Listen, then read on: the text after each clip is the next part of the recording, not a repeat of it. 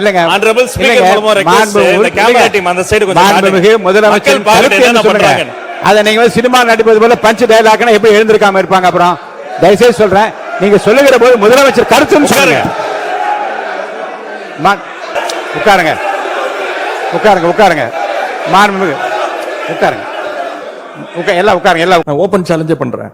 முதலமைச்சர் அவர்கள் தொடர்ந்து பார்க்கட்டும், யார் மீது நடவடிக்கை எடுக்க உண்மையா குற்றச்சாட்டு ஆதாரத்தோடு இருந்தால் அவர் நடவடிக்கை எடுக்கட்டும். எனவே சினிமால பஞ்ச் டைலாக் பேசுறதெல்லாம் இந்த சட்டமன்றத்தில் பேசலாம். நீங்க அப்படி பஞ்ச் டயலாக் இல்ல நீங்க எங்களுக்கே சில நேரம் சட்டமன்றத்துக்கு வந்திருக்கோமா இல்ல சூப்பர் சிங்கர் நிகழ்ச்சிக்கு வந்திருக்கோமா அப்படின்னு சந்தேகப்படுற அளவுக்கு இங்க பாட்டு நிகழ்ச்சிகள்லாம் நடந்து கொண்டிருக்கிறது. நீங்க அவை குறிப்பிலிருந்து நீக்கிடுறீங்க. ஆனா நேரடி தொலைக்காட்சியில போகும்போது இதெல்லாம் யூடியூப் சேனல்லையும் சோசியல் மீடியாலையும் ரீல்ஸாக கட் செய்யப்பட்டு அதிகமாக ஷேர் செய்யப்படுகிறது. எதற்காக பயப்படுறீங்க? எதற்காக காலம் தாழ்த்துறீங்க? இதையே 3 மாசமா சொல்லிட்டு இருக்கிறீங்க. ஜோசியக்கார சொன்னாதான் அந்த ஃபைல் திறந்து பார்ப்பீங்களா? நல்ல நேரம் அதை பார்த்துட்டு இருக்கீங்களா? இவங்க என்ன ரீல்ஸ் விட்டாங்க, என்ன பாட்டு பண்ணாங்க? பாராளுமன்றத்திலே பதவியேற்கும் பொழுது எங்களுடைய எந்த கட்சி தலைவரையும் பத்தி உறுதிமொழி எடுக்கல. அவரை பத்தி பேசிதான் உறுதிமொழி எடுத்தாங்க. வெளிப்படை தன்மையான சட்டமன்றத்தை நடத்தக்கூடிய தைரியம் திமுக இதுவரைக்கும் இருந்தது இல்லை.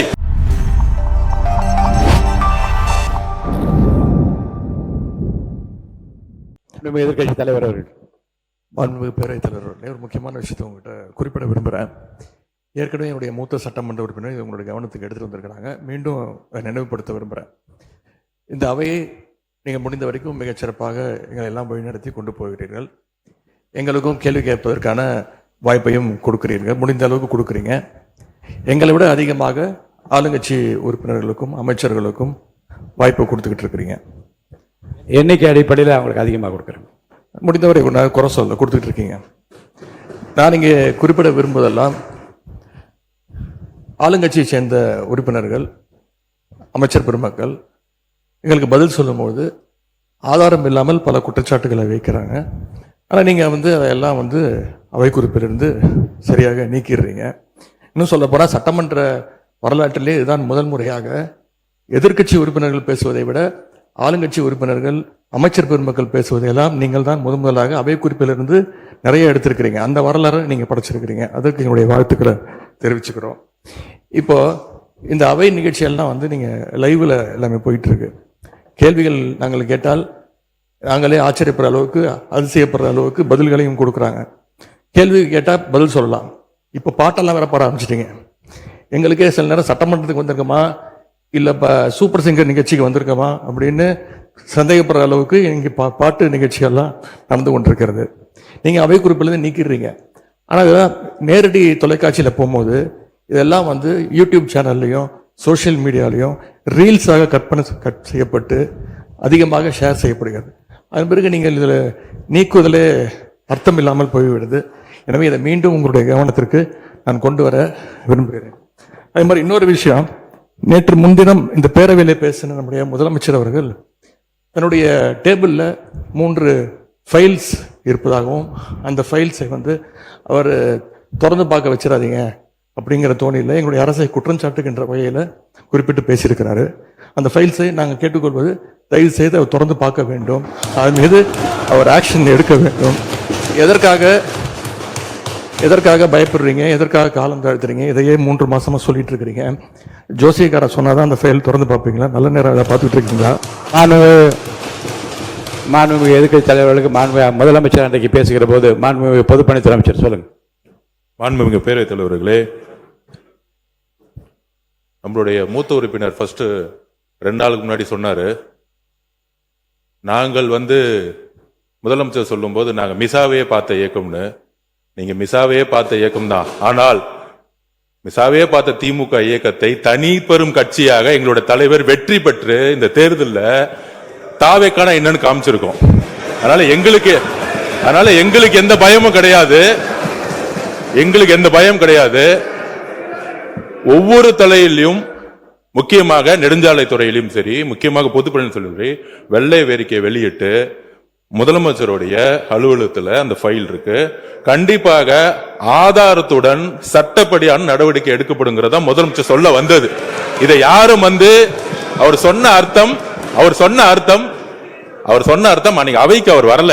அது அவருடைய ப்ராப்ளம். அது அவைக்கு வராத பொழுது அவர் சொன்னாரு, மாண்புமிகு கொறடா சொன்னாரு, ஆதாரம் இருக்கா ஆதாரம் இருக்கா ஆதாரம் இருக்கும்போது நிதித்துறை அமைச்சர் பார்க்கும் பொழுது அவர் கேட்கும் பொழுது எங்க கிட்ட ஆதாரம் இருக்கு, அதை தகுந்த நேரத்தில் சட்டப்படியான நடவடிக்கை எடுக்கப்படும் சொன்னாருங்கிறத பதிவு பண்றேன். ஏன்னா அவர் எதிர்க்கட்சி தலைவர் எனக்கு வரல, அவர் அதனாலதான் பதிவு பண்ண. அதுக்கப்புறம் அவர் சொல்றாரு, போன 5 வருஷம் இவங்க என்ன ரீல்ஸ் விட்டாங்க, என்ன பாட்டு பண்ணாங்க, பாராளுமன்றத்திலே பதவி இருக்கும் பொழுது எங்களுடைய எந்த கட்சி தலைவரும் எந்த கட்சி தலைவரையும் பத்தி உறுதிமொழி எடுக்கல, அவரை பத்தி பேசிதான் உறுதிமொழி எடுத்தாங்க. பாராளுமன்றத்திலேயே தமிழ்நாட்டுடைய புகழ் பெரியாரை பத்தியோ அண்ணாவை பத்தியோ பேசல. ஒவ்வொரு எம்பியும் போய் யாரை பத்தி பதவி பிரமாணம் பண்ணாங்கிறது மக்களுக்கு தெரியும். இந்த அவை உறுதியாக சொல்றோம், நீங்க 25 வருஷத்துக்கு மேல ஆட்சியில் இருந்தீங்க, ஏன் தைரியம் இருந்தா லைவ் போடல? நீங்க இது வரைக்கும் உங்ககிட்ட நேர்மையான வெளிப்படை தன்மையான சட்டமன்றத்தை நடத்தக்கூடிய தைரியம் திமுக இதுவரைக்கும் இருந்தது இல்லை. முதல் முறையாக தமிழ்நாட்டு வரலாற்றிலேயே தமிழ்நாட்டுடைய மக்களாட்சியை நிலைநாட்டி ஜனநாயகத்தை நிலைநாட்டி நாங்கள் தவறு செய்தால் நீங்கள் சொல்லுங்கள் சொல்லக்கூடிய சபாநாயகையும் ஒரு ஆட்சியும் எங்களுடைய முதலமைச்சர் மக்களுடைய ஜனநாயகத்தை காப்பாற்றுவதற்காக லைவ் மக்கள் முன்னாடி தெரியுமா விட்டுருக்கார். அதை நாங்கள் பதிவு பண்றோம். ஏன் நீங்க ஏன் லைவ் இல்ல? நீங்க ஏன் லைவ் இல்ல? 2021 உங்களுடைய தேர்தல் அறிக்கை என்ன இருந்துச்சு? 2021 திமுகவுடைய தேர்தல் அறிக்கையில் சட்டமன்றத்தை லைவ்ல கொண்டு வரும் சொன்னீங்களே, ஏன் செய்யல? மாண்பு நீர்வளத்துறை அமைச்சர், மாண்பு பேரவைத் தலைவர் அவர்களே, கொஞ்சம் சொல்லிட்டோம், ஜோசியர் என்ற வார்த்தையை நீக்கும்படி கேட்டுக்கொள்கிறேன். அதுக்கு அடுத்தபடியாக நேற்று மார்க்கெட்டில் ஒரு 70 வயசு முதியவர் சொன்ன ஒரு வார்த்தை என்னான்னு பார்த்தீங்கன்னா, இப்போல்லாம் நாங்கள் சீரியல்லாம் பார்க்கறதில்ல, லைவை அசம்பிளியில் சட்டசபையில் என்ன நடக்குதுன்றத நான் என் மனைவி என் பேத்தி முதல் கொண்டு அதை நாங்கள் காலேஜ் முடிச்சுட்டு வந்தால் கூட நாங்கள் இதை பார்த்துன்னு இருக்கிறோம். உண்மையாகவே ரொம்ப சந்தோஷமாக இருக்குது, நிம்மதியாக இருக்கிறோம். எங்களுக்கு எல்லாம் இருந்த பயம் எல்லாம் போய் இன்னைக்கு எதுவாக இருந்தாலும் எங்களுக்குன்னு ஒரு புள்ள இருக்கிறாரு நம்மளுடைய முதலமைச்சர்ன்றத அவர் அந்த பெரியவர் சொன்னார். இது உண்மை சம்பவம். இதை நான் மாண்பு பேரவைத் தலைவர்களே, இவர்கிட்ட நான் அமைச்சர்கிட்ட காலையில் வந்த உடனே நான் இதை சொன்னேன். ஆனால் திடீர் என்று எதிர்கட்சி தலைவர் இப்படி பேசினார். லைவை உண்மையாகவே தமிழ்நாடுல முதல்ல தைரியமாக எங்கள் தலைவர் தான் லைவ் அனுமதித்திருக்கிறார் என்பது இந்த நேரத்தில் தெரிஞ்சு. எதிர்கட்சி தலைவர் அவர்கள் பேசுகிற போது சூப்பர் சிங்கர் ஆகிவிட்டது எனக்கு இந்த சட்டசபை என்று சொல்றது கொஞ்சம் நீங்கள், ஏன்னா கருத்துக்களை சொல்லுகிற போது பாட்டு பாட விரும்புகின்றவர்கள் அந்த கருத்தை ஒட்டி பாடுவதில் எந்த தவறு இருப்பதாக தெரியவில்லை. அது சூப்பர் சிங்கர் என்கிற அந்த வார்த்தை அவசியமா என்று. இன்னொன்று, மாண்புமிகு உட்காருங்களேன், உட்காந்துக்கோங்க. மாண்புமிகு முதலமைச்சரை பற்றி நீங்கள் சொல்லுகிற போது ஜோசியக்காரரை கேட்டு செய்கிறார் என்று கேட்கின்றீர்கள். ஏனென்றால் மாண்புமிகு முதலமைச்சர் அவர்களை பொறுத்த வரைக்கும் ஏற்கனவே பதிவு செய்யப்பட்டிருக்கிறது. எத்தனை மணிக்கு வருகிறார், எவ்வளவு நேரம் பணிபுரிகிறார், எப்படி கோப்புகளை பார்க்கிறார் என்றாலும் மாண்பு அமைச்சர் பெருமக்கள் ஏற்கனவே பதில் சொல்லியிருக்கிறார்கள். இதில் நீங்கள் யாரை அவர் கன்சல்ட் செய்கிறார் என்றால், யாரையும் கன்சல்ட் செய்யாமலே சுயமாகவே தன்னுடைய அறிவாற்றலால் முடிவெடுக்கிற திறமை அவருக்கு இருக்கிறது என்பதை 3 மாத காலத்தில் எல்லாரும் பார்த்து கொண்டிருக்கிறார்கள். இன்னொன்று, கோப்புகளிடம் தயாராக இருக்கிறது என்றால் அவருடைய ஆய்வில் இருக்கிறது என்று அர்த்தம். எந்த நேரத்தில் எந்த நடவடிக்கை எடுக்க வேண்டும் என்பதை பற்றி மாண்புமிகு முதலமைச்சர் இன் consultation with honourable ministers of the department அந்தந்த துறை சார்ந்த அமைச்சரோடு கலந்து ஆலோசித்து முன்னாலே வைக்கிற கோப்புகளை முழுவதுமாக நான் ஆராய்ந்து கொண்டு இருக்கிறேன் என்று தான் சொன்னாரே தவிர அதை எடுக்க வேண்டும் நீங்கள் ஒரு சேலஞ்சாக எடுத்து அதை ஒரு சவாலாக அதை உட்காருங்க பதில் சொல்ல வேணாம். மாண்பு உறுப்பினர் ஆஸ்டின் உட்காருங்க. அதை ஒரு சேலஞ்சாக நீங்கள் ஒரு சவால் விடுப்பது போல் அதை எடுத்துக்கொள்ளக்கூடாது என்று நான் உங்களை கேட்டுக்கொள்ள. மாண்பு எதிர்க்கட்சி தலைவர் பேசலாம். பேரவைத் தலைவர்கள், மாண்புமிகு சட்டத்துறை அமைச்சர் சொல்லுங்க. மாண்புமிகு பேரவைத் தலைவர் அவர்களே, மாண்புமிகு பேரவைத் தலைவர் அவர்களே, ஜோசியம்னு சொன்னாரு. ஜோசியம் பார்த்து மஞ்சள் துண்டு போட்டதெல்லாம் ஆல்ரெடி தமிழ்நாடு பார்த்துருச்சு. ஜோசியம் பார்த்து மஞ்சள் துண்டு போட்டதெல்லாம் தமிழ்நாடு ஆல்ரெடி பார்த்துருச்சு. அதனால எதை செய்தாலும் வெளிப்படையாக எந்த ஒளிவனைகளும் செய்ய தெரியும், எதை எப்போ எடுக்கணும் என்னன்னு தெரியும். எல்லா துறைகளிலும் எப்பெல்லாம் சட்டப்பூர்வமான நடவடிக்கை எடுக்கப்பட்டு வருது எல்லா துறையிலும் எடுத்துட்டு வருது. எல்லா துறைகளிலும் அந்தந்த துறையில எங்கெங்கெல்லாம் வந்து வயலேஷன் இருக்கோ, எங்கெங்கெல்லாம் விதிமீறல் இருக்கோ, அதுக்கான சட்டப்பூர்வம் நடக்கல வழக்குகள்லாம் பதிவு செய்யப்பட்டு தான் வருது. அதனால நாங்க ஏற்கனவே இந்த ஜோசியம் பார்த்து மஞ்சள் துண்டி பார்த்துட்டோம், எல்லாரையும் பார்த்துட்டோம். ரொம்ப நீ பேசு. மாண்பு எதிர்கட்சி தலைவர் அவர்கள். பேரவைத் தலைவர் அவர்களே, மாண்பு எதிர்கட்சி தலைவர் பேசும்போது நீங்க அவர் கட்சியை சார்ந்து உட்காருங்க. அவங்க பேசுறாங்கல்ல எதிர்கட்சி தலைவர். பேரவைத் தலைவர் அவர்களே, இதைத்தான் நான் குறிப்பிட்டேன். நாங்க ஒரு கேள்வி கேட்டா நாங்களே ஆச்சரியப்படுறவர்களுக்கு, நாங்களே அதிசயப்படுற அளவுக்கு நீங்க ஒரு பதில் சொல்றீங்கிறது இதுதான் நான் சொன்னேன். அதன் பிறகு ஜோசியக்காரன் அப்படின்னு சொல்றது தவறுன்னு சொல்றீங்க. நீங்க ஜோசியக்காரன்னு அப்பாயின்மெண்ட் நீக்கியிருக்கீங்க. ஜோசியங்கிற வார்த்தை ஒன்றும் தப்பான, ஜோசியக்காரங்கிறது தப்பான வார்த்தை கிடையாது. லைவ் வந்து திமுக ஆட்சியில் தான் முறையாக நாங்கள் தேர்தல் அறிக்கையில் சொன்னோம், கேள்வி நேரத்தை முதலையாக லைவாக ஒளிபரப்பு செய்தது நாங்க. இப்போ இந்த கேள்வி நேரத்தையே எடுக்க முடியாத நிலைமையில தான் இன்னைக்கு இந்த அரசு நடந்துகிட்டு இருக்கு. இன்னொன்னு, இந்த நீங்க லைவ்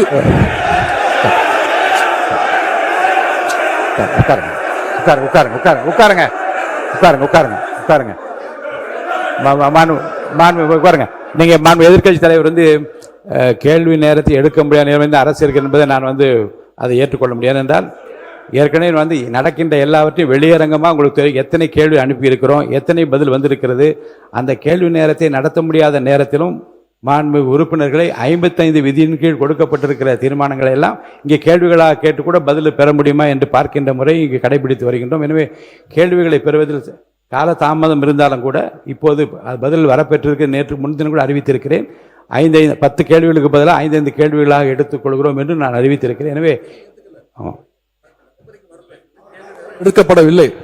நீங்க சொல்வதெல்லாம் நான் ஒத்துக்கிறேன். நான் உங்களை குறை சொல்லவே இல்லை. உங்களை நாங்கள் பாராட்டுகின்றோம். உங்களுக்கு ரொம்ப பொறுமையாக எல்லாரையும் ஹேண்டில் பண்றீங்க. அதை பத்தி நாங்கள் கவலைப்படல. நேரலை நாங்க செய்யவில்லை அப்படின்னு சொன்னாங்க. சட்டமன்ற வரலாற்றிலே முதன்முறையாக நேரலை செஞ்சது திராவிட மாடல் அரசு, எங்களுடைய தலைவர் அவர்கள் தான். கேள்வி நேரம் ஒவ்வொரு நாளும் 1.5 மணி நேரம் 10 கேள்விகள் எடுக்கப்பட்டு அனைத்து எதிர்க்கட்சி தலைவர், அப்போ இருந்த அண்ணா திராவிட முன்னேற்ற கழக உறுப்பினர் அத்தனை பேருக்கும் வாய்ப்பு கொடுத்தது எங்களுடைய தலைவர். அது லைவ் செய்யப்பட்டது. இப்போ நீங்க எல்லா நிகழ்ச்சியும் லைவ் பண்றீங்க. இந்த பிரச்சனையை தான் உங்ககிட்ட சொல்றேன். லைவ் பண்றதுனால என்னென்ன பிரச்சனைகள் வருது என்பதை உங்களோட கவனத்துக்கு கொண்டு வரேன். நீங்க அவை குறிப்பில் நீக்கிறேன் நீங்க நீக்கிட்டே இருக்கீங்க. ஆனா எல்லாமே அங்க வந்து ரீல்ஸாக மாற்றப்பட்டு அங்க போய் கொண்டிருக்கிறது. ஏற்கனவே மாண்பு எதிர்கட்சி தலைவர் இது குறித்து வெளியில இருக்கக்கூடிய நீங்க என்ன உங்க தலைவை கட்டுப்படுறீங்களா? நீங்க பிடிக்கிறீங்க? நீங்க எதுக்கு பேசுறீங்க? நீங்க ஏன் பேசுறீங்க? நீங்க மாண்பு எதிர்கட்சி தலைவர் சொன்ன கருத்துக்கு ஏற்கனவே திராவிட முன்னேற்ற கழகத்தின் சார்பில் ஒரு மீடியா வந்து இங்கே நீக்கப்பட்டதை வைத்து அவர் வந்து சித்திரம் வெளியிட்டுக் கொண்டிருக்கின்றார்கள். அதை பற்றி உரிமை குழுக்கு அனுப்ப வேண்டும் என்று ஒரு கடிதம் கூட நீங்கள் கொடுத்திருக்கின்றீர்கள். அப்படி நீக்கப்பட்ட பிரச்சனை குறித்து எந்தெந்த மீடியாவில் வந்திருக்கிறதோ நீங்கள் கவனத்துக்கு கொண்டு வாருங்கள். அவர் மீது உரிமை குழு நிச்சயமாக அனுப்பி நடக்க வேண்டிய போய் இந்த அவையின் சார்பாக நான் தெரிவித்துக் கொள்கிறேன். அதன் பிறகு இந்த முதலமைச்சர் சொன்னது அந்த 3 ஃபைல்கள் இருக்கு. நான் எதுவும் சேலஞ்ச் எல்லாம் பண்ணல. நான் ஓபன் சேலஞ்சே பண்றேன். முதலமைச்சர் அவர்கள் தொடர்ந்து பார்க்கட்டும், யார் மீது நடவடிக்கை எடுக்க உண்மையாக குற்றச்சாட்டு ஆதாரத்தோடு இருந்தால் அவர் நடவடிக்கை எடுக்கட்டும்.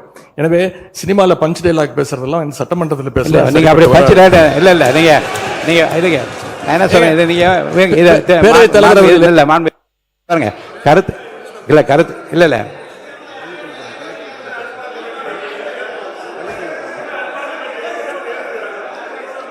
மாண்புமிகு பள்ளி கல்வித்துறை அமைச்சர்,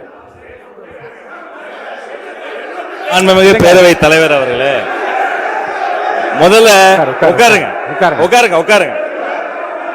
இந்த கேமரா டீம் வந்து சைடு கொஞ்சம் காட்டுங்க. ஏங்க மாண்புமிகு இல்லங்க ஆனரபிள் ஸ்பீக்கர் மூலமா ரெக்வெஸ்ட் இந்த கேமரா டீம் அந்த சைடு கொஞ்சம் காட்டுங்க. மாண்புமிகு முதலமைச்சர் கருத்து என்ன பண்றாங்க?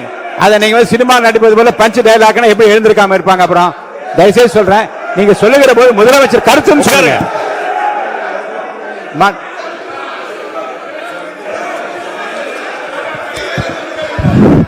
உட்காருங்க. நீங்க எங்க வரீங்க? நீங்க போங்க உள்ள இடத்துக்கு. நீங்க போங்க பதில், நீங்க போங்க முதல்ல. மாண்பு உறுப்பினர் கொஞ்சம் அமருங்க. எல்லாம் அமருங்க. இருங்க. நீங்க அமருங்க. எல்லாம் அமருங்க.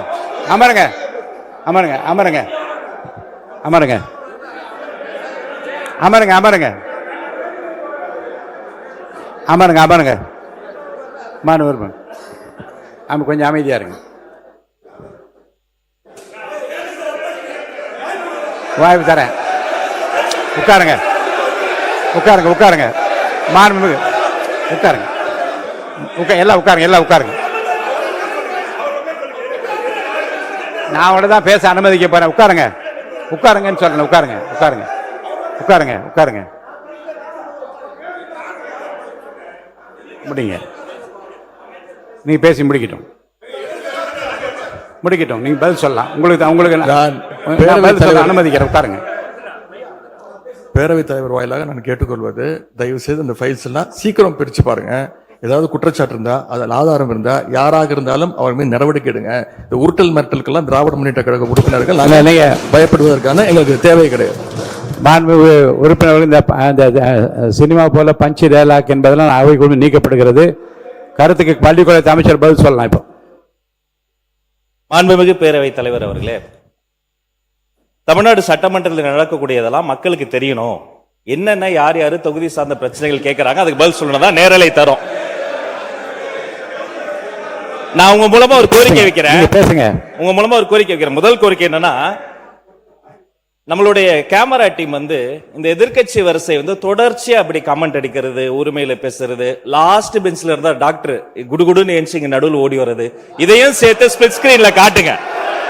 இரண்டாவது, மதிப்பிற்குரிய எதிர்க்கட்சி தலைவர் அவர்கள் பேசுகிற போது லைவ் பத்தி சொன்னார். உண்மைதான். அவங்க நேரலையை கடந்த ஆட்சியில மதிப்பிற்குரிய முன்னாள் முதல்வர் அண்ணா மு க ஸ்டாலின் ஆட்சியில அதை தொடர்ந்தாங்க. ஆனா ஒரு நேரலை என்பது வெறும் ஆளுங்கட்சிக்கு சாதகமா இல்லாம முதல் முறை ஆட்சி நேரலை மட்டுமல்ல, முழுமையான நேரலை என்பது வெற்றி தலைவருடைய ஆட்சியில தான் தொடர்ந்து கொடுத்துக்கிட்டு இருக்கோம்.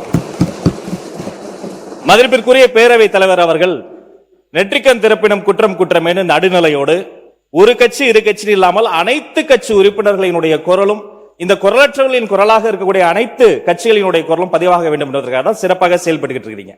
அதுல ஏதோ ஆளுங்கட்சி பேசுவதை மட்டும் நீங்க அதிகமாக அவை குறிப்பிலிருந்து நீக்கிறது போல ஒரு தோற்ற மயக்கத்தை நம்ம உருவாக்கிட கூடாது. யாரு எந்த கட்சியை சார்ந்தவர்கள் மரபு மீறி எந்த வார்த்தை சொன்னாலும் நீக்கக்கூடிய நடுநிலையான சபாநாயகர் இந்த மாமன்றத்துக்கு கிடைத்திருக்கிறது என்பதை நான் சுட்டிக்காட்டுகிறேன். இன்னொரு விஷயத்தை நினைவு கூற விரும்புறேன். மதிப்பிற்குரிய பேரவைத் தலைவர் சேம்பர்ல ஒரு முறை ஒரு முக்கியமான கேள்வி வந்தது. நாங்க அதை கேட்டு அதிர்ச்சி அடைஞ்சோம். என்னன்னா, கடந்த 2 ஆண்டு காலமாக இந்த நேரலைய அரசுக்கு சொந்தமான ஆல் இந்தியா ரேடியோலயே கொடுக்காம நிறுத்தி வைத்ததாகவும், நீங்க கொடுப்பீங்களான்னு மதிப்பிற்குரிய பேரவைத் தலைவர் கிட்ட நான் இருக்கும்போது கேட்டாங்க. இதை குறித்து கலந்து ஆலோசித்து தொலைக்காட்சி மட்டும் கிடையாது, வானொலியிலையும் நேரலை போட்டு குக்கிராமத்தில் இருக்கவங்கள கேட்கட்டும் முடிவெடுத்த சபாநாயகர் நீங்க. இந்த நேரத்தில் அதற்காக உங்களுக்கு நான் நன்றியும் சொல்லிக்கிறேன். அதன் பிறகு எங்களுடைய மாண்புமிகு தமிழ்நாடு முதலமைச்சர் எப்போதும் எதுவாக இருந்தாலும் ஒரு சின்ன செய்தி, அது ஒரு விஷயம் வந்தா கூட பள்ளிக்கல்வித்துறை சார்பாக உடனே தொலைபேசியில் அழைத்து அது குறித்து கடுமையான நடவடிக்கை எடுக்க சொல்லுவார். இந்த மாமன்றத்தில் ஆல்ரெடி அந்த ஃபைல்ஸ் இருக்கிறதே ஒரு சுட்டி காமிச்சார். அந்த இஷ்யூவே நான் தான் ஏஞ்சி சொன்ன, அவர் ஆதாரத்தை எடுத்துட்டு போறாரு அப்படின்னு. இந்த நேரத்தில் அவர் சாதாரணமா இருந்தாலே அதெல்லாம் பண்ணாத போறாரு. மாண்புமிகு எதிர்க்கட்சி தலைவர் அவர்கள் காட்டுன்றாரு. அவருடைய கோரிக்கையை கட்டாயமாக முதல்வர் நிறைவேற்றுவார் என்பதையும் கூறிக்கொள்கிறேன். 2 வார்த்தை மட்டும் கோரிக்கை. அவர் எல்லாத்தையும் ஆக்கப்பூர்வமா விமர்சிக்கலாம். அதுல ஒரு தனியார் நிகழ்ச்சி பேரை சொன்னாரு. அது பாட்டு பாடுவது இந்த மரபுக்கு புதுசு கிடையாது. விதவிதமாய் வித்தியாசமாய் பயங்கரமா பாட்டு பாடினவங்க தான் அந்த பக்கம் ஃபுல்லா உட்கார்ந்து இருக்கிறாங்க. அதெல்லாம் அந்த தனியார் நிகழ்ச்சியினுடைய பேரையும் நம்ம நீக்கிடலாம். இவரை தான் நியமிக்கணும், இவரை நியமிக்க கூடாது, இந்த தொழில் உயர்ந்தது இந்த தொழில் தாழ்ந்ததுலாம் கிடையாது. இது இன்க்ளூசிவ் கவர்மெண்ட், அனைவருக்கும் அதிகாரம், அனைவருக்குமான ஒரு விஷயம் தான் நேர்மையான முறையில் பை மெரிட்ல போயிட்டே இருக்குது. அதனால ஒரு குறிப்பிட்ட ஒரு விஷயத்தை மட்டும் சுட்டி காட்டுகிற பொழுது அது ஏற்புடையதல்ல. அது மட்டும் கிடையாது, இந்த சினிமாவில் வரக்கூடிய அந்த பஞ்ச்டேல் அதை கூட நீங்க அவை குறிப்பில் நீக்கிட்டீங்க. அதை போன்ற விஷயங்களை தவிர்த்து கொண்டு ஆக்கப்பூர்வமான கருத்துக்களை, அறிவுபூர்வமான சிந்தனைகளை அதை முன்வைத்து பேசினால் இந்த மாமன்றம் சிறப்பாக செயல்படும். உங்களுக்கு எங்களுடைய அத்தனை பேரின் சார்பில் ஒரு வாழ்த்துக்களையும் தெரிவித்துக் கொள்கிறேன். மிக சிறந்த சபாநாயகர் தமிழ்நாடு அரசியல் வரலாற்றில் இந்த மாமன்றத்தில் கிடைத்திருக்கிறது என்பதை பதிவு செய்கிறேன். எதிர்க்கட்சி தலைவர், பேரவைத் தலைவர், நான் உங்க சார்பா பேசிட்டு இருக்கேன். இப்ப நீங்க நீக்கிட்டீங்க, ஆனா இப்ப இதெல்லாம் லைவ்ல போயிடுச்சு. இப்ப அதுக்கு என்ன பண்ண போறீங்க? அது என்ன நடவடிக்கை எடுக்க போறீங்க? அதாவது லைவ் கொடுப்பது நாங்க எதிர்க்கவில்லை, நாங்கள் பாராட்டுகிறோம். லைவ் நீங்க கொடுத்திருக்கீங்க, நல்ல முயற்சி, நாங்க பாராட்டுறோம். ஆனா அதுல இருக்கக்கூடிய பிரச்சனைகளை இங்க நான் சொல்றேன். நீங்க அவை குறிப்பில் நீக்கிறீங்கன்னு சொல்றீங்க. நீங்க எவ்வளவு நீக்கினாலும் அந்த சோசியல் மீடியால ட்ரெண்ட் ஆகிட்டு இருக்கு, வைரலா போயிட்டு இருக்கு. அதான் உங்களுடைய எதிர்க்கட்சி தலைவர் சொல்ல விரும்புகிற கருத்து குற்றச்சாட்டுகளை எந்த பக்கத்திலிருந்து வைத்தாலும், அது முன்னாள் ஆண்டவர்களாக இருந்தாலும் சரி, இப்போது ஆள்கின்ற இடத்தில் இருந்தாலும் ஆதாரப்பூர்வமான கருத்துக்களை சொல்வதன் மூலமாகத்தான் இந்த சபையிலே சில குறைந்தபட்ச மாண்பினை நாம் காப்பாற்ற முடியும் என்பதையும் கருத்திலே கொண்டு, அப்படி ஆதாரம் இல்லாமல் சொல்லுகிற போது நான் உடனே நீக்க வேண்டும் என்பது ஒரு நியாயமான மரபு. அதன்படி நான் நீக்குகிறேன். ஆனால் அதை எடுத்து பல்வேறு மீடியாக்களிலே வந்து வெளியிடுவார்கள். ஆனால் இப்போ எனக்கு கவனத்துக்கு கொண்டு வரப்பட்டிருக்கிற ஓரிரண்டு செய்திகளின் அதை ஆய்வு எடுத்துக்கொண்டு அதை உரிமை கொடுக்க நான் அனுப்ப இருக்கிறேன். இனி வருங்காலத்திலும் நீக்குவது என்பது என்னுடைய தனிப்பட்ட உரிமை. இந்த அவையினுடைய மாண்பை நான் காப்பாற்றியாக வேண்டும். நீக்காமல் பேச முயற்சிப்பதும் ஆதாரங்கள் இல்லாமல் பேசாமல் இருப்பதும் நல்லது. ஏன்னால் ஆதாரங்களை வைத்துக் கொண்டுதான் இருதரப்பினரும் பேச வேண்டும் என்று நான் விரும்புகின்றேன். என் மக்களும் அதைத்தான் விரும்புவார்கள். போகிற போக்கிலே அள்ளி தெளித்து விட்டு போகிற இடம் அல்ல இது. அது வெளி அரசியல் மேடைகளிலே பேசக்கூடிய பேச்சும் அல்ல இங்கே இது. இங்கே பேசுகிற போது நம்முடைய அவனுடைய கண்ணியத்தையும் காப்பாற்ற வேண்டும். இந்த தமிழ்நாட்டு மக்கள் எதை நம்பி இந்த பொறுப்பை நம்ம ஒப்படைத்து இங்கே அனுப்பியிருக்கின்றார்களோ அவருடைய எதிர்பார்ப்பை நிறைவேற்றுகிற விதத்தில் நம்முடைய பேச்சு அமைய வேண்டும். அந்த வகையில் எதிர்காலத்தில் நீங்கள் சொன்னது போல எல்லா பேச்சுக்களையும் நீக்குவது என்பது என்னுடைய நோக்கம் அல்ல. ஆனால் அவைக்கு உதவாத, மக்களுக்கு பயன் தராத, நம்முடைய பண்பாட்டிற்கு உதவாத, இந்த அவையினுடைய மாண்பை குறைக்கக்கூடிய எந்த விஷயங்களாக இருந்தாலும் அதை நிச்சயமாக நான் அவை குறிப்பிலிருந்து நீக்குவேன். பேசுகிற போது அந்த கண்ணியத்தை அனைத்து உறுப்பினர்களும் காப்பாற்ற வேண்டும் என்று நான் உங்களை அன்போடு கேட்டுக்கொண்டு, 4 மானிய கோரிக்கைகள் மேலே இருக்கிறது, 2 மணிக்குள்ளாக முடிக்க வேண்டும் என்று சொல்லி இருக்கின்றீர்கள். இந்த விஷயத்தை இப்போது பேசிய இப்போது பேசிய கருத்தை இதோடு இப்ப வேண்டாம். இப்ப இல்ல இப்ப பேசின மாண்பு எதிர்கட்சி தலைவர் பேசின பேச்சை ஒட்டி நீங்க பேசுவதாக இருந்தால் அனுமதி இல்லை. வேற ஏதா இருந்தா நீங்க சொல்லுங்க. வேற அது தரேன். அது இல்ல மானிய கோரிக்கை நடக்கிற போது நான் வாய்ப்பு தரப்போறேன். இதே மாதிரி நேற்று செய்ததை போலவே மானிய கோரிக்கை நடக்கிற போது அது குறித்து பேச வாய்ப்பு தரேன். பாமகவுக்கு நிறைய வாய்ப்பு கொடுத்து எல்லோரும் பார்த்து கொண்டிருக்கிறார்கள். நிறைய வாய்ப்பு மாண்புமிகு உறுப்பினர் முனைவர் சௌமியா அன்புமணி அவருடைய பேச்சு வந்து இங்கே எந்த அளவில் அமைந்திருக்கிறது அவையில் இருக்க எல்லாருக்கும் தெரியும். நிறைய வாய்ப்பு கொடுத்தாகிவிட்டது. மாண்புமிகு முன்னாள் முதலமைச்சர் ஓ பன்னீர்செல்வம் அவர்கள் தரேன். பேரவைத் தலைவர் அவர்கள் கண்டிப்பா தரேன். மாண்புமிகு தரேங்க. மானிய கோரிக்கை வரும்போது தரேன். மாண்புமிகு பேரவைத் தலைவர், நான் ஒரு சின்ன கருத்தை மட்டும் உங்களுக்கு பதிய வைக்கிறேன். நீங்கள் தலைவர் காலத்திலிருந்து முத்தமிழறிஞர் காலத்தில் அம்மாவுடைய காலம் வரை நீங்கள் இந்த சட்டமன்றத்தில் இருந்திருக்கிறது. இதுக்கென்று தனி விதி இருக்கிறது, மரபு இருக்கிறது. எல்ஓபி அவர்களுக்குரிய மரியாதையை இந்த அவை கண்டிப்பாக நீங்கள் தர வேண்டும். அவர் எல்ஓபி என்பவர் அமைச்சர் அளவுக்கு எந்த அளவுக்கு கேபினெட்டில் அவருக்கு ஒரு மரியாதை இருக்கோ அந்த அளவுக்கு எல்ஓபி அவர்களுக்கு மரியாதை இருக்கிறது. எல்ஓபி நீங்கள் அழைக்கிறீர்கள், அவர் பேசிக்கொண்டிருக்கிறார். சடார்னு பொதுப்பணித்துறை அமைச்சர் எதிர்த்து உள்ள கூப்பிடுறார், உங்களுடைய அனுமதி கேட்கல. இதெல்லாம் எந்த விதத்தில் நியாயம் சொல்லுங்க. அதோடு மட்டும் இல்லாமல் போன வாரத்துக்கு முந்தின வாரம் நீங்கள் அழைத்து விட்டீர்கள், எந்திரிக்கிறார். பேச ஆரம்பிக்கிறதுக்கு முன்னால் இன்னொருத்தர் அழைக்கிறீர்கள்.